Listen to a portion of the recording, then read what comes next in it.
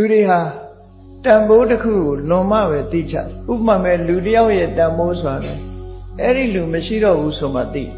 သိပြီဆိုတဲ့အချိန်ကျတော့နောက်ကျပြီဘာမှလုပ်လို့မရအချိန်ရဲ့တန်ဖိုးဆိုတာလေအချိန်ကုန်သွားမှသိကြတယ်အချိန်ကုန်တော့ဘာလုပ်လို့ရအောင်မလဲဘာမှလုပ်လို့မရတော့ဘူးအဲ့ဒါမျိုးလို့ပဲ